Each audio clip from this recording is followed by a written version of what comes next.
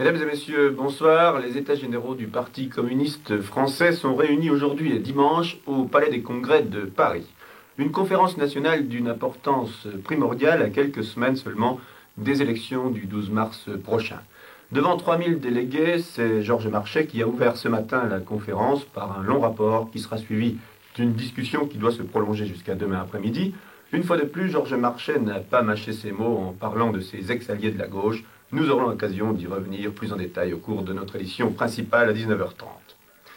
Le président Jimmy Carter a regagné Washington cette nuit au terme de 9 jours de voyage au cours duquel il a parcouru pas moins de 25 000 kilomètres.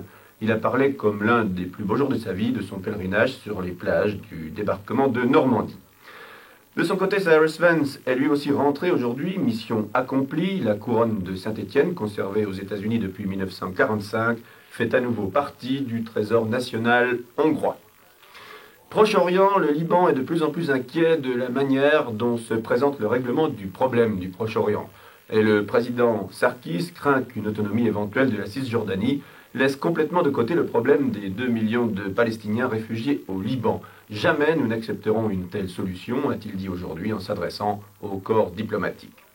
Et pendant ce temps, en Israël, l'ancien Premier ministre, M. Rabin, ne se prive pas d'attaquer le plan de M. Begin. Ce plan met la sécurité d'Israël en danger dans la mesure où il jette les bases d'un futur État palestinien. Madame Golda Meir va beaucoup mieux. Elle a quitté l'hôpital aujourd'hui sans révéler les raisons de son hospitalisation. Ses médecins affirment que la vieille dame de 79 ans est maintenant en bonne santé.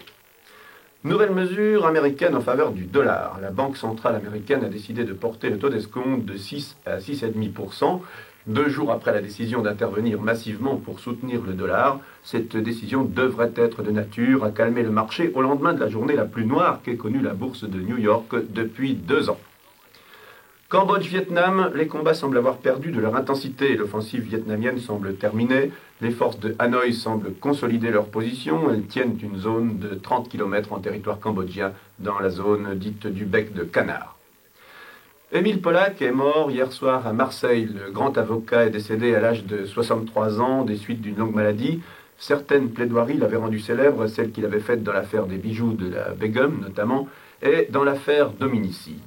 Il était viscéralement opposé à la peine de mort et s'en était fait jusqu'à la fin de sa vie un ardent défenseur. Scandale immobilier en Suisse, un scandale dans lequel est impliqué le consul en Bavière du Grand-Duché de Luxembourg, M. Hans Mayer. Selon le Tages-Anzeiger, celui-ci est accusé d'avoir violé à plusieurs reprises la Lex Furgler sur la vente d'immeubles aux personnes résidentes à l'étranger. Une action est entreprise contre lui par le département de justice et police. Petite question insidieuse au Parlement européen. Que se passerait-il si l'empereur Bokassa était élu au Parlement européen? C'est une possibilité vu qu'il a la nationalité française et se considère aussi comme un électeur français. Deuxième question du député ouest-allemand Adams. Est-il vrai qu'un pays de la communauté, sous-entendu la France, a participé aux frais du couronnement?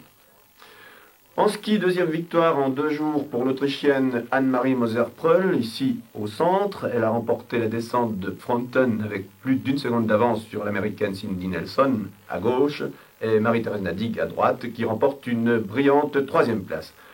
Doris De Agostini fait un peu moins bien qu'hier, mais elle se classe tout de même 5e. Enfin, un petit coup d'œil à la météo. Le temps pour demain sera ensoleillé en majeure partie. C'est ce que nous promet la météo en précisant qu'il y aura du brouillard sur le plateau. Merci d'avoir suivi ce journal. Je vous retrouve à 19h30.